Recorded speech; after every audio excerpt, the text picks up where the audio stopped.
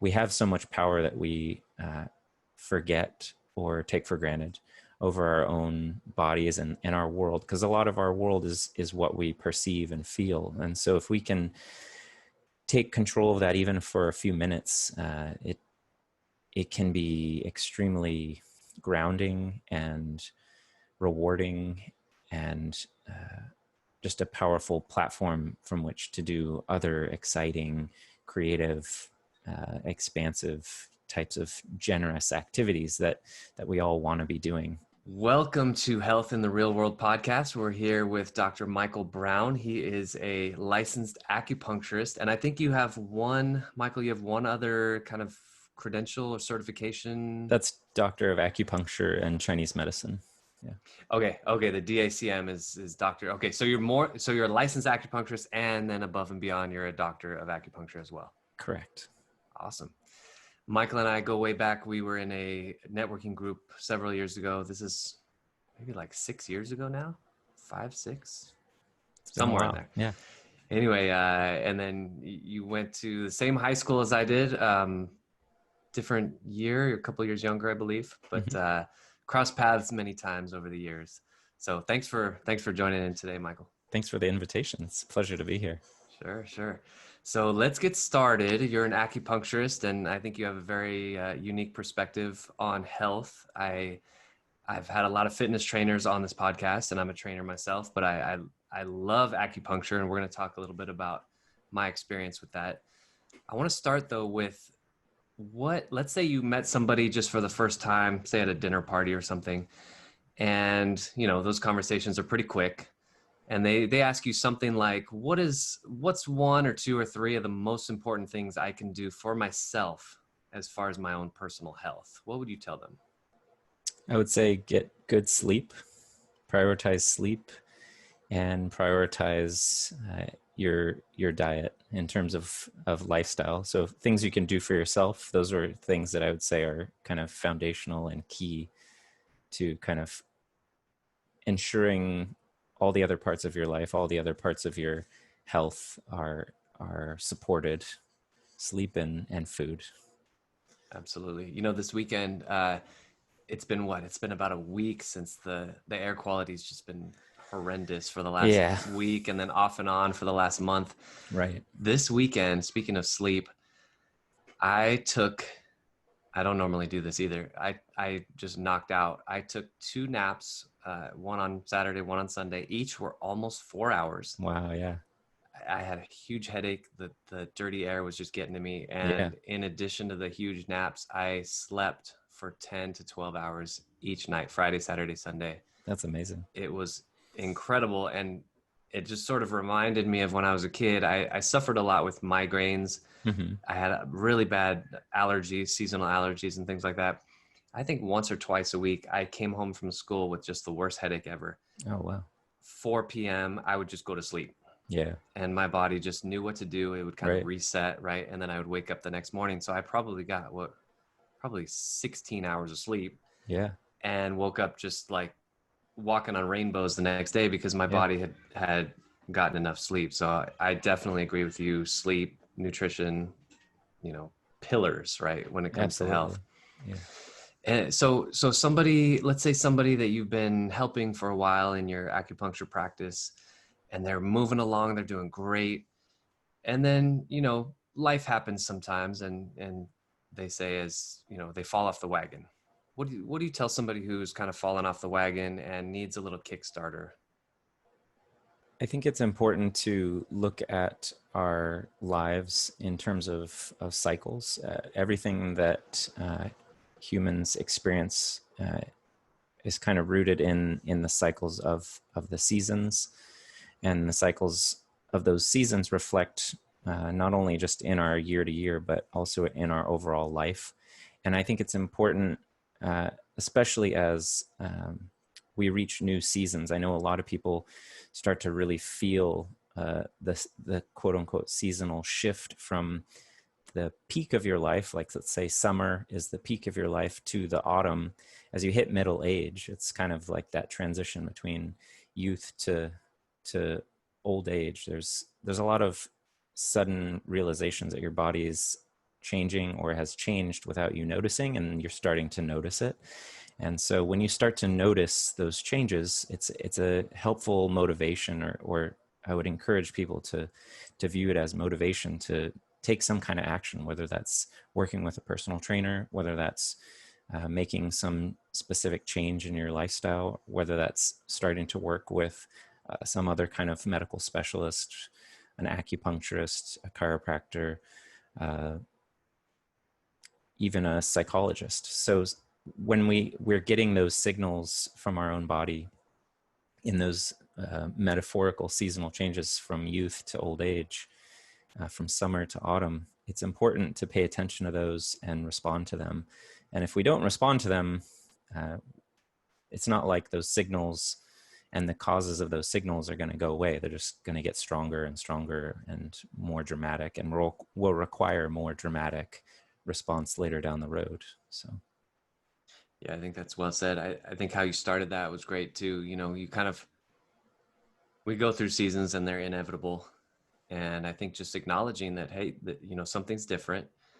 And as you were talking, I was thinking there's probably three different options, right? There's kind of three different paths. You could do nothing. mm-hmm. And if nothing changes, nothing changes, right? Obviously, you're going to have the same results as you have been having. And then there's the model that I don't know about you, but I definitely grew up with this, and that's more of the Western medicine model, which is a little bit of a band-aid, right? They'll give you medication and maybe cover up some symptoms. Yeah. And then there's more of the holistic model. It's like, let's get to the root cause of what's going on. Yeah, you can respond or not, and you suffer the consequences of not responding. And so what about you as an individual, not in your practice, but you as an individual? What are some things that, kind of some areas that you struggle with your health maybe, or, health, fitness, either one? And then how do you overcome those? What are some strategies that you have sort of implemented over the years that have worked? Well, I can share with you more recently, as I'm sure many people are experiencing, and I've heard anecdotally lots of people sharing this kind of challenge. I used to be able to go to a gym, and I was doing a type of workout that I relied on machines to be that resistance and that source of workout. So I can't and haven't been able to do that, obviously, for over 6 months. And I've struggled to find something that works in lieu of that. And so I've been kind of relying more heavily on other tools that I use, like supplements and herbs and different dietary changes. So I haven't found a good solution to replace the workout in the last 6 months, unfortunately. And so I struggle but manage. So I'm in a really kind of like, where I'd say not ideal place, where I'm managing the increase of inflammation, the increase of stiffness, tightness, those postural kind of patterns that are creating new pain patterns, and I can feel them, and I'm managing them with things that aren't getting to the root, like you were just mentioning. And so I'm aware of that choice, and it's kind of trying to find the balance and figure out among all the things in my life what I'm going to prioritize. And so, just being honest, I haven't found a really good a workout or movement routine that's replaced the one that I had that was working well for me. So we'll see. Yeah, Hopefully yeah. this conversation with you and connecting with you again inspires that. So Yeah. Well, you lobbed up the ball. I gotta slam it home. You gotta come into a few of my classes. I'll yeah, give you the information on how to access those. But I've sort of encountered a similar, March 15th, I think, right around that time when we sort of sheltered in place with right, COVID, and I was not using so many machines, but it was more free weights, right. barbells, dumbbells. And yeah, last 6 months with my clients too, it's been all body weight.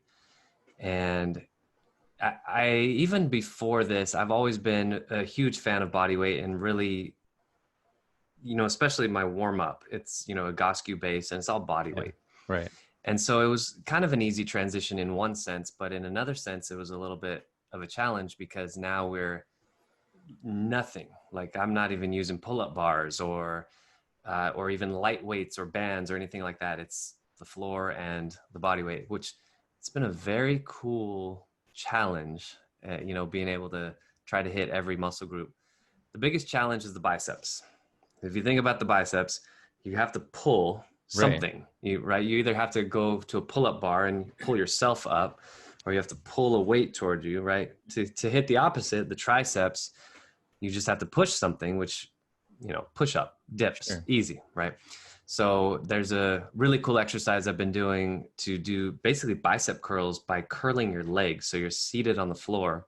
You bring your hands behind, your legs, and you're pulling. And what's cool about that is you could make it very easy if you're a beginner and just lift the weight of your leg alternating left right, or you could lock down your legs and make it incredibly hard and you're just like pulling. And I see my clients and it looks like they're not doing anything Right. Yeah, I can and they're just imagine. like dripping sweat. They're like, "Grr!" And That's it all awesome. depends on how much tension you can produce inside your own body. Yeah. Bruce Lee was a big fan of doing stuff like this, like the Right. internal isometrics, right? Or pushing a wall or something. So it's pretty incredible what you can do with no equipment. Yeah, I like that So approach too. It's similar to acupuncture in some ways too, where the body you kind of the body has its own intelligence in terms of how it wants to respond and the limits that it can respond within. And so, like you're just describing, you can go as hard as you want, but there's obviously going to be a limit, and it's harder to injure yourself. It's harder to go further than the body is able when you're doing these kinds of body isolated exercises. So yeah, exactly. The way I describe it is like exactly like you said. It's like it's more inside out as opposed to outside in, right? mhm. When I was doing barbells predominantly, you check in either your app or you have a notebook and it says like, okay, well, last time you did 55 pounds and you did a lot of reps, whatever it is, 5, 10, 15 reps, which means, okay, you're probably ready for 60. Cool. Even if today is maybe a bad day, Yeah, I woke up on the wrong side of the bed, I yeah, just am generally weak, maybe my nervous system's a little bit agitated and weak. Even if all those things happen, we're still trying 60. right, Versus the other side, if we're just going off of internal tension, maybe I'm pulling with 55 pounds worth of pressure today. And then maybe next time I'm only doing 48.7 pounds. It's like, it's so precise. And like you said, it's exactly where you need to be. And you're not going to overshoot because your body it'll just shut down that muscle. It won't even right. allow you to contract it that hard. Right. Yeah, yeah, yeah. Yeah. Nature doesn't tend to move in straight lines, so Very good point. Yeah. So, Michael, we're getting close to the end of the show. I love ending the show like this, though. I like going big picture. So, in addition to being an acupuncturist, a health advocate, and helping people get healthy, you have some successes in your life, right? You graduated college, you became a doctor, married, you have a son, and all these things and life experiences. Let's say a university called you and they said, "Hey, Michael, we'd like you to give the commencement speech at our graduation." What, in 1 or 2 minutes, what would you tell those graduates about life in general, kind of strategies and learnings that you've had? You can weave health into it if you like. You don't have to, but big picture, what would you talk to them about as far as being some guiding principles and things like that? I think especially in these times, it's important to remember uh, that there are foundations that we come out of, things that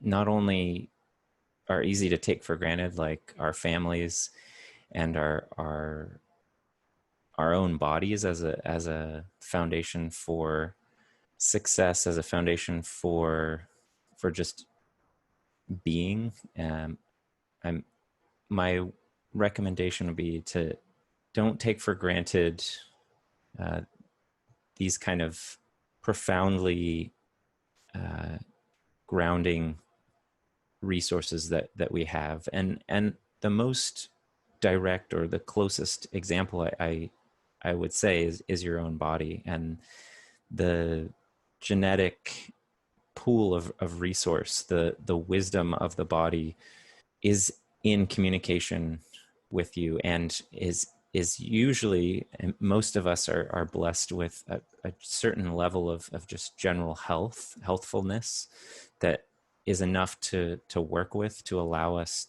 to move and be in the world. And I think it's easy to forget the most simple things like breathing. It's fascinating to watch general medicine, conventional medicine, arrive at these kind of discoveries, or realizing that recommending movement, just gentle movement, body oriented movement, or simple regulation of your breathing, or watching your breath, kind of simple mindful activities like watching your breath or changing and slowing down your breath, can have profound impacts on your thoughts and feelings, on your actual physiology. You can alter your blood pressure just by slowing down your breathing for 5-10 minutes a day.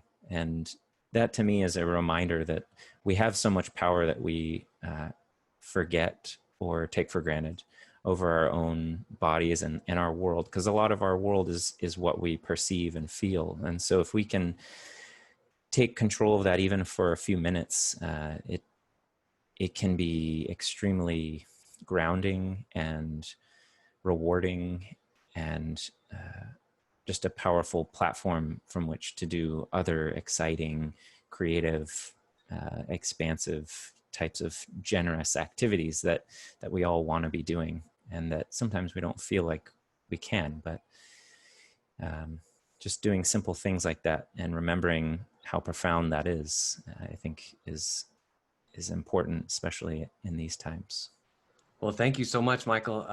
I really appreciate you joining me today, and I want to give you a chance to talk about where you're located. Are you still in the same spot in Campbell?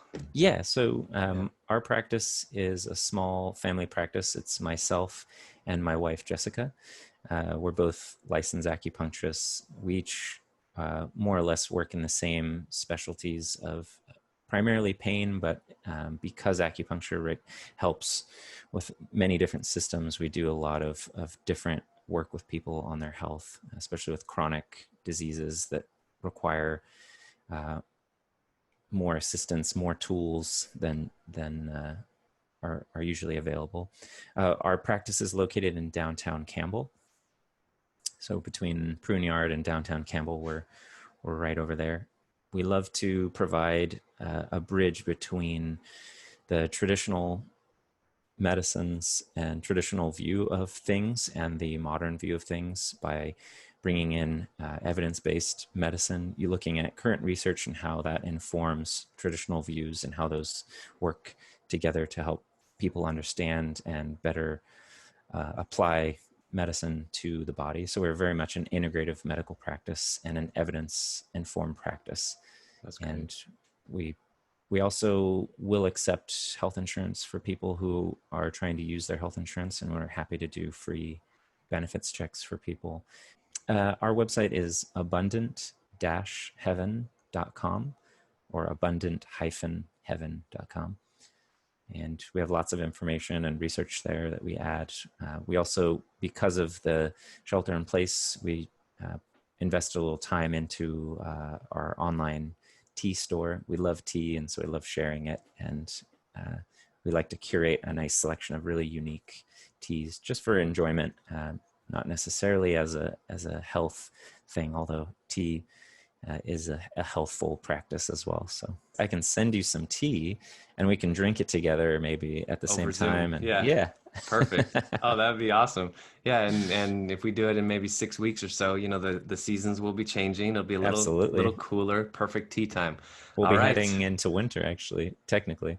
We're Yeah. about to hit the peak of autumn, which is exciting. I always love this time of year. So Yeah, it's a great time of year. Yeah. All right, Michael, thanks so much for joining us today. absolutely. Thank you so much. Talk to you soon. Thanks for listening to the Health in the Real World Show. Make sure to like and subscribe and comment down below. Visit mycorebalance.com to learn more.